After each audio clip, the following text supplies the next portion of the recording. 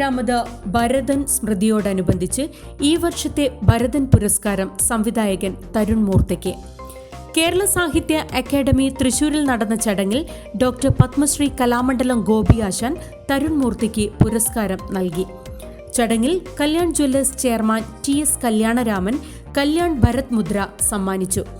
KPSC ലളിതയുടെ പേരിൽ ഇനി വരും വർഷങ്ങളിലും പുരസ്കാരം നൽകുമെന്ന് നടനും സംവിധായകനുമായ സിദ്ധാർത്ഥ് ഭരതൻ പറഞ്ഞു.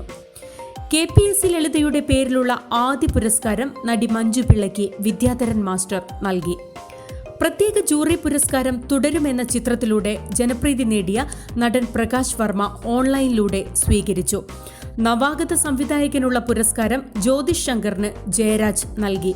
ഭരതൻ സ്മൃതിയുടെ രക്ഷാധികാരികളായ P. ജയചന്ദ്രന്റെയും മോഹനന്റെയും പേരിൽ ഏർപ്പെടുത്തിയ ഗുരുപൂജ സമാധരണം ഇത്തവണ പ്രശസ്ത നിർമ്മാതാവ് VPK മേനോന് ഔസേപ്പച്ചൻ സമർപ്പിച്ചു. ഡോക്ടർ പത്മശ്രീ കലാമണ്ഡലം ഗോപി ആശാൻ ചടങ്ങിന് ഭദ്രദീപം കൊളുത്തി. സിദ്ധാർത്ഥ് ഭരതനും അതിഥികളും പുഷ്പാർച്ചന നടത്തി. C. വേണുഗോപാൽ സ്വാഗതം പറഞ്ഞു. MP സുരേന്ദ്രൻ അധ്യക്ഷത വഹിച്ചു.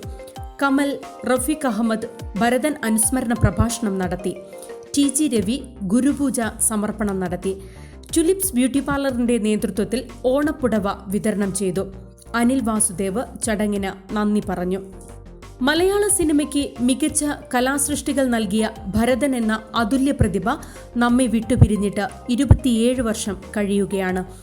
1975 പ്രയാണം എന്ന ചിത്രത്തിലൂടെ തുടങ്ങിയ അദ്ദേഹത്തിന്റെ ചലച്ചിത്രയാത്ര തകര, ആരവം, ലോറി, ചിലമ്പ്, ചട്ടമ്പി, ചാട്ട, മർമരം, നിദ്ര, വെങ്കലം, അമരം, വൈശാലി തുടങ്ങി നിരവധി ചിത്രങ്ങളാണ് നമുക്ക് നൽകിയത്.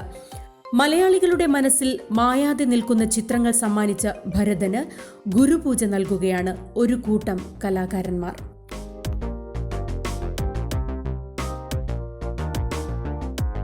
കൂടുതൽ വാർത്തകളും വിശേഷങ്ങളും നേരിട്ട് ലഭിക്കാൻ ജനങ്ങളിൽ നിന്ന് ജനങ്ങളിലേക്ക് ജനഭൂമി ന്യൂസ് സബ്സ്ക്രൈബ് ചെയ്യൂ. ബെൽ ബട്ടൺ അമർത്താനും മറക്കരുത്.